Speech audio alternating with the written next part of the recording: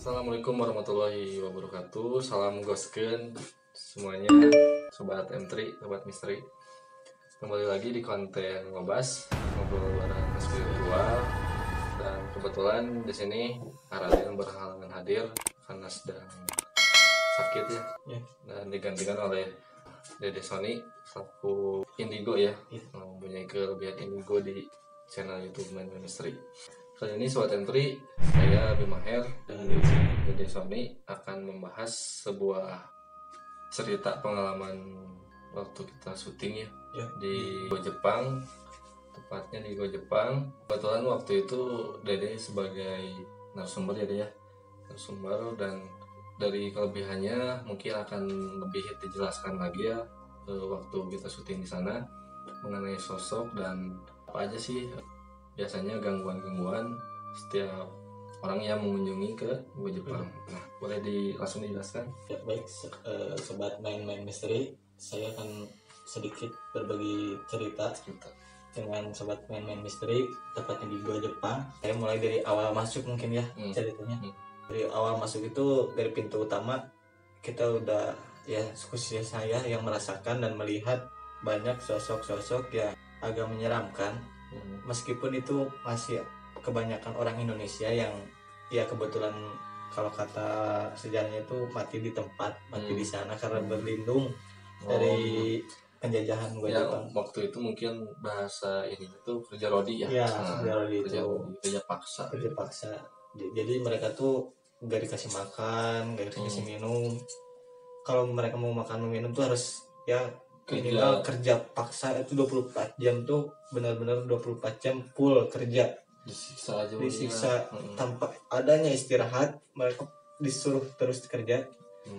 Dan kalau mau makan minum pun mereka susah banget untuk makannya. Makanya mungkin kebanyakan sosok yang ada di Go Jepang itu mungkin sosok-sosok orang-orang kita ya yang waktu zaman itu. Nah, mungkin yang bisa lebih dijelaskan lagi mengenai sosok yang berpengaruh gitu, mungkin ada. Kalau sosok yang paling berpengaruh paling ada beberapa. Saya tidak bisa berani menyebutkan apa sosoknya, bagaimana. Cuma ada di sana tuh di Jepang tuh ada yang kalau istilah kata gaulnya mah panglimanya yang megangnya gitu. Megang tempat tersebut tuh ada 2 orang yang berkuasa di Jepang. Ya. Nah, yang waktu kita syuting kan ada tuh ikut ya.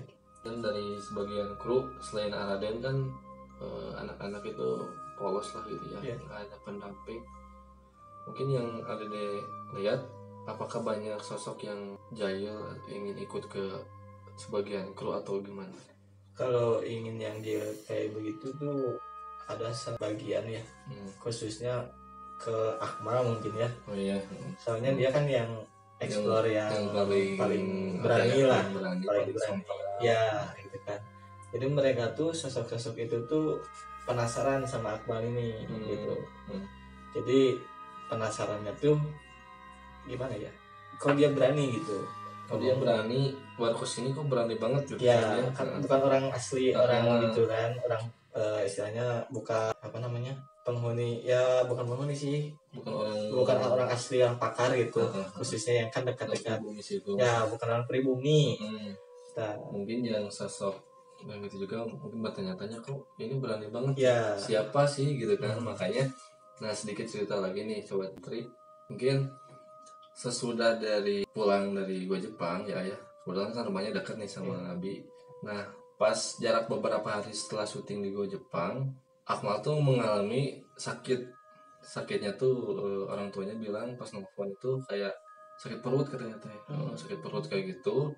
Saya tuh ya langsung ke sana aja lah ya, langsung ke rumahnya. Pas lihat tuh, oh udah tidur katanya tuh, udah minum obat. Nah yaudah saya pulang lagi ke rumah. Pas sudah nyampe rumah, nelfon lagi si orang tuanya, katanya bang sini Akmal kesurupan katanya, kesini lagi. Ah tadi kan bukannya nggak apa-apa gitu ya, nggak tahu cina ini pas abang pulang ini kesurupan katanya. Nah, saya bergegas langsung ke sana lagi kan, ke rumahnya lagi. Pas ke rumahnya tuh emang benar lagi keadaan kesurupan deh. Terbaring tapi ngelihat ke atas sambil motor gitu kan, mata tuh merah banget. saya tuh kenapa ya ini gitu ya, nanya-nanya ya benar saya sebisa-bisa saya gitu kan ya, ditanya-tanya lah yang bacaan surat-surat pasti tanya-tanya tuh ini siapa nggak ngejawab. Tapi yang anehnya tuh gini deh, pas saya bilangnya mau keluar apa enggak gitu kan, kalau nggak keluar saya panggil Raden. Anehnya kok si sosok yang ada di Akmal itu pas saya sebutin Raden tuh dia takut. Nah, jadi gini, sosok Raden itu mungkin bisa dijelaskan gini ya sobat misteri, sebelum kita syuting tuh jadi ibarat katanya kan sosok-sosok itu bisa melihat siapa yang bisa, siapa yang enggak kan? Ditambah siapa yang berani menyebutkan kata-kata terlarang, pantangan itu, dia kan jadi si sosok itu penasaran nih. Kok dia kan berani nih? Padahal itu dilarang banget ya, pantangan banget. Kita pun orang pribumi dilarang, nggak berani kan ngomong-ngomong kata-kata terlarang itu. Tapi kan Akmal berani nih. Dia kan menyebutkan kata-kata terlarang nih ya. Nah, sobat misteri, jadi kalau misalkan ya, meskipun saya punya kelebihan, meskipun saya bisa, tapi kalau saya bisa pun dan menyebutkan kata-kata itu, pasti yang sosok-sosok yang terganggu dengan omongan itu pasti akan nyamperin kita gitu. Ke Dede juga pasti ada. Kalau dari yang berani bilang kata-kata terlarang itu. Pas kejadian Akmal itu banyak ke Dede. Kebetulan waktu Akmal kesurupan itu saya kurang tahu ya. Soalnya kan saya nggak ada di tempat, saya nggak tahu kejadiannya gimana. Tapi yang saya rasakan, yang saya lihat ke belakang, rupanya yang ikut ke Akmal tuh sosok Mimin ya. Sambil apa ya? Yang tadi saya katakan pertama ada dua sosok yang istilahnya yang punya tempat gua Jepang itu. Dia tuh jadi merasa terganggu dengan keadaan Akmal, kehadiran Akmal, dia terganggu gitu. Karena apa bener sompral banget gitu dengan kata-kata pantangan itu kan. Makanya sebelum Akmal pulang, kita pulang kan, kejadiannya tidak apa-apa kan, di jalan pun nggak ada masalah gitu kan, kan kita sehat-sehat aja nih ya. Nah makanya kalau ada Raden atau saya kan yang bisa melihat dia, sosok-sosok itu yang tidak terlihat pas dihalangi kan oleh kita yang nggak lihat tuh. Nah kebetulan pas waktu kita udah beres itu nggak ada apa-apa ya, makanya Dede sama Raden mikirnya aman kan. Cuman kan selang beberapa hari kejadian ya itu kan yang saya aneh tuh, kok saya sebutin nama Raden dia takut gitu ya kan, soalnya Raden tuh yang bisanya ya. Saya kan bisa, Raden bisa, meskipun kita nggak ada di tempat nih, si sosok itu tahu Raden siapa, saya siapa. Itu sosok itu juga tahu bahwa kita tuh temennya ya, Raden lah gitu teman ya, Raden, teman Edison misalnya. Yang gitu juga makhluk yang tak kasat mata nih ya, pasti melihat-lihat siapa yang bisa dia ganggu, siapa yang enggak. Sekiranya dia kuat nih ya, dia kuat mengganggu yang ya ibaratkan katanya kita takut nih, terus dia datang, kitanya gemper sih sunadom, tadi pasti nyerang kita gitu. Apalagi keadaan kita lagi sakit gampang banget gampang banget itu buat dijailin gitu sama dia. Pas saya coba untuk ngebatin lah gitu ya, sebisa-bisa saya gitu, baca-baca surat-surat kalau saya ya sebisa-bisa gitu. Tapi pas di situ tuh berlangsung lama deh, hampir setengah jam. Sampai saya mau dicekik lah gitu ya sama si Akmal pas lagi kesurupan. Tapi tiap-tiap dibilang saya panggil Raden, dia takut gitu. Tapi nggak kunjung lama. Saya bacain surat-surat, alhamdulillah tuh udah sadar, hampir setengah jam lebih udah sadar. Saya tuh nunggu, kebetulan Raden itu lagi kerja siang, pulangnya 11 malam. Saya tuh nge-WA lah, nelfon. Kata saya tuh, nanti kalau pulang kerja kalau bisa kesini ke rumah si Akmal. Ada apa ya, diceritain lah kayak tadi gitu. Alhamdulillah itu datang Raden. Pas Raden datang tuh sempet jadi lagi kesurupan dan menjelaskan gini bahwa sosok yang ada di Akmal itu yang Akmal panggil yang kata-kata pantangan itu. Mungkin sobat misteri juga tahu lah siapa itu. Nah yang datang tuh itu malah jadi kayak nanya ke Araden tuh, siapa sih ini kok berani banget gitu ya. Kebanyakan kan mungkin Dede sebagai yang rumahnya di Dago ya tahulah perkembangan yang suka syuting di tepatnya gua Jepang atau gua Belanda kan ada sosok-sosok itu, dan kebanyakan kan nggak seberani si Akmal ya nggak seberani si Akmal sampai ke wah lantang banget lah manggil kayak ngajak berantem. Gitu. Saya juga yang di luar di belakang layar ngeri juga sih, anjir kok takutnya kan berani banget gitu kan lihat yang lain gitu ya nggak sampai seberani ini gitu. Makanya mungkin itu konsekuensinya gitu ya, tapi alhamdulillah sosok yang ada di Akmal itu cuma nanyain aja, nggak ada maksud untuk mengganggu atau gimana, cuma nanya aja kok berani banget gitu. Cuman sama Araden di situ mungkin karena ada ikatan sama Dede, terus kenal juga sama penunggu-penunggu yang di Go Jepang, mungkin bisa dibicarakan secara baik-baik dengan penunggu di sana. Alhamdulillah gitu, alhamdulillah aman lah sekarang gitu. Cuman ya yang saya heran pastilah sobat misteri juga yang pernah nonton ya dari zaman acara di TV itu dulu kan ada tuh acara misteri kayak gitu kan, yang pernah ada uji nyali di Jepang, Belanda ya nggak seberani kayak Simon gitu kan. Cuman ya emang benar-benar gimana ya, saya salutnya sama Akmal tuh gitu. Jadi dia berani ya, tapi alhamdulillah ya konsekuensinya bisa diatasi gitu. Untungnya tuh ya sobat misteri. Tapi biasanya nih ya kalau orang-orang yang nggak kuat tuh biasanya dalam artian kata-kata ngomong kata-kata pantangan, nggak lama kalau udah beres syuting biasanya ada kejadian. Pernah ada dulu ada ya di channel TV apalah saya nggak bisa nyebutin ya. Dulu ada yang pernah nyebutin kata-kata kayak Akmal tapi nggak selantang Akmal, dia cuma iseng-iseng biasa aja, cuman ingin memanggil sosok itu, membuktikan benar adanya atau enggaknya gitu. Nggak lama kemudian sudah beres syuting itu di perjalanan ada yang ganggu, jadi kayak misalkan kecelakaan, terus besoknya dia sakit kayak Akmal ya, bahkan ada yang lebih parah sampai ada yang diseret ke kamar mandi dan ya masuk rumah sakit. Tapi hasilnya sembuh. Innalillahi wa inna ilaihi raji'un ya. Hasilnya sampai meninggal. Karena si sosok ini nggak terima dipanggil kayak gitu. Dipanggil terus dia sambil merekam nih ya kan, makhluk-makhluk yang kayak gitu nggak suka nih sama kamera, apalagi sama cahaya makhluk yang kayak gitu nggak suka, apalagi yang cahayanya benar-benar terang gitu. Ibarat kata ya kita manusia dikasih senter gitu, kan silau gimana gitu kan, keganggu gitu. Dan mereka pun sama, jadi mereka keganggu, akhirnya mereka tuh menunggu momen. Jadi dimana kita udah berpisah nih mau pulang, dia pasti ngejailin gitu, membalas apa yang kita perbuat gitu. Kan sebelum kita masuk nih udah dikasih peringatan kan sama kuncinya, nggak boleh menyebutkan kata-kata itu. Apabila kita berani nih menyebutkan kata-kata itu, kata-kata terlarang, ya ada konsekuensinya. Ya itu dijailin, diganggu, bahkan sampai ada yang meninggal. Itu paling mengerikan itu.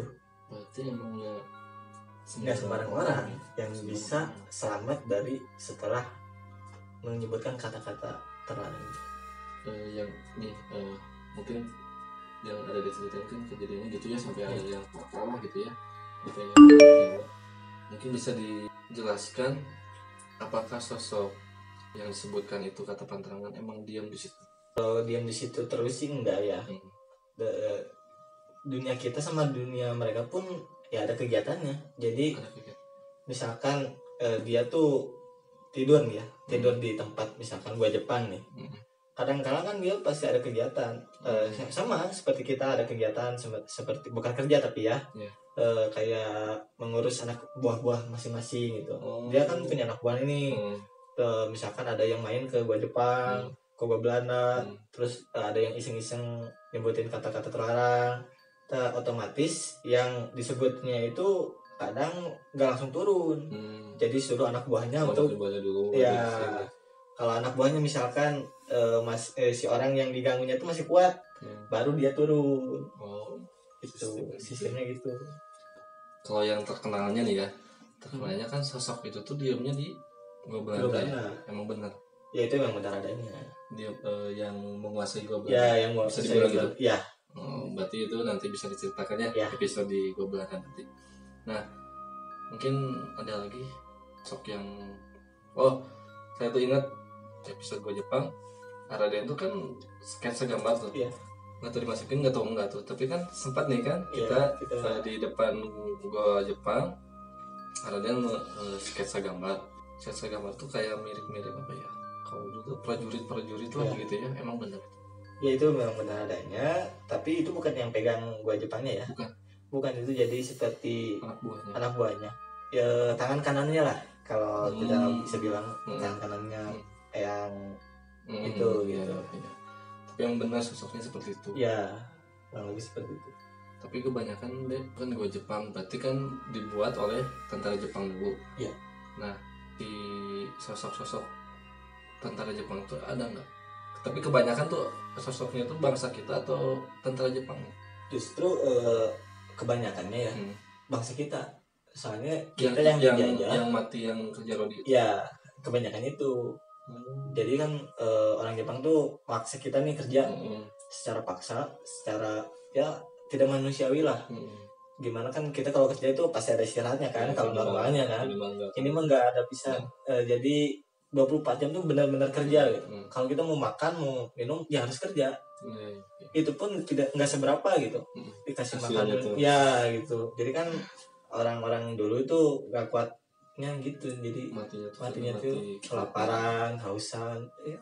Sampai anak-anak kecil juga. Anak kecil pun seumur 7 tahun ke atas itu udah diwajibkan kerja. Ya, secara paksa itu. Jadi nggak ada kata ampun untuk istirahat, untuk kabur. Kalau ada yang kabur itu langsung ditembak mati. Zaman dulu tuh. Zaman dulu gitu. Berarti cewek juga? Cewek mau cowok semuanya diikutin paksa. Ya emang jadi juga sih kalau kita dengar cerita zaman penjajahan tuh emang kelam, sadis banget gitu. Tapi tetap ada sosok itu mah ya. Si yang tentara ya mungkin cukup singkat padat dan jelas ya. Cerita-cerita dari Sony mengenai di Gua Jepang waktu kita ekspor ke sana. Mungkin ceritanya ya cukup ngeri juga ya. Kita dijelaskan lagi di ngobas ini. Jadi tujuan ngobas ini menceritakan sebuah apa ya, setelah kita syuting ekspor ke suatu tempat, kita ceritakan lebih jelas lagi di ngobas ini. Di ngobrol bareng spiritual. Tadi cerita-cerita udah. Nah, saya tuh pengen, biasanya kan di si main ministry ini suka ada momen mediasi, momen offset kan gitu. Mau syuting atau ngobas juga, kita adain biar sobat M3, sobat main ministry benar-benar yakin bahwa ini gitu ya. Mungkin sedikit aja bisa dimediasikan lah ya. Saya mencoba ya memanggil sosok-sosok yang tanda kutipnya bisa diajak ngobrol biasa ya. Bukan sosok itu ya, tapi ibarat katanya yang ada di sana gitu. Iya. Kita akan coba panggil. Tapi mungkin sebelumnya minta maaf tuh, kita dalam bahasa Sunda ya. Iya. Ya, jadi yang kita akan mediasikan itu sosoknya berbahasa Sunda, dan nanti sama saya dijelaskan lagi sedikit ya apa yang sedang kita obrolkan. Boleh langsung.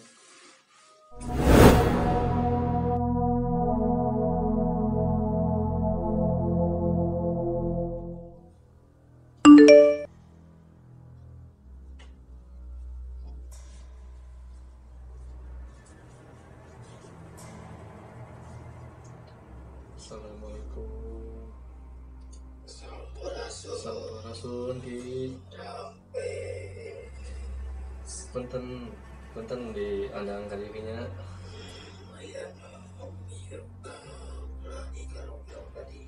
Punten bade ieu abi ngebahas mengenai gua Jepang teh kumaha-kumahana artinya yang terang gitu abdi sareng rencangan kumaha gitu caritana biasa didongengkeun sakadengit gua Jepang ti nyati tahun sabaraha sareng kumaha sih kejadian bahalana gitu kapungkurna kumaha gitu kejadian.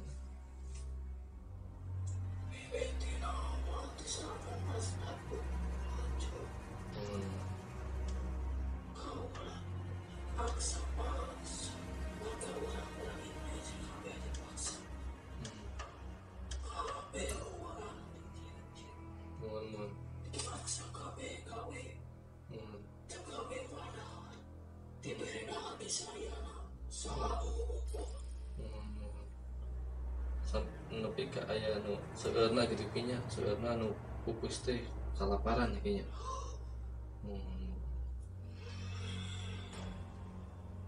Ya selain eta ki seueur pisan bangsa nu tentara Jepangna aya gitu di dari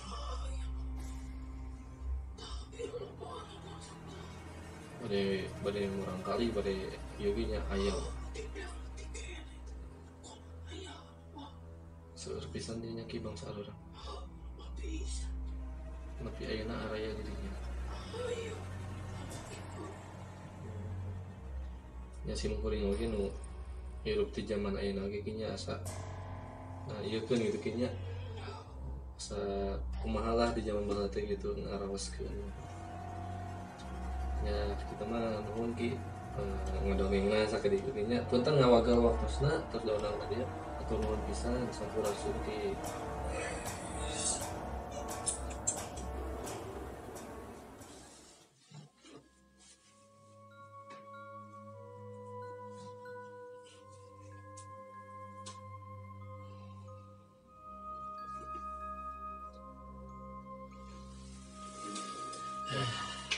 jadi Sobat Misteri tadi sedikit mediasi ya hanya menanyakan mengenai dari tahun berapa Gua Jepang itu didirikan dan gimana sih zaman dulu orang-orang kita diperlakukan oleh tentara Jepang tuh kayak gimana gitu ya. Ternyata emang sama persisnya dengan cerita-cerita dalam sejarah Indonesia bahwa ya emang kerja rodi gitu, bahkan untuk makan pun susah gitu. Tapi setelah dipaksa kerja hampir 24 jam kerja keras, mau cewek cowok anak kecil, kadang nggak dikasih makan sama sekali, sampai akhirnya kebanyakan bangsa kita tuh yang meninggal karena kelaparan gitu. Emang cukup tragis cukup kelam lah ya masa lalu bangsa kita gitu kan, mengalami penjajahan dari beberapa negara malah gitu kan. Ya mungkin cukup sekian ngobas dari kita, ngobrol bareng spiritual edisi Gua Jepang bersama saya Abi Maher dan ada di sini. Assalamualaikum warahmatullahi wabarakatuh. Salam Goske.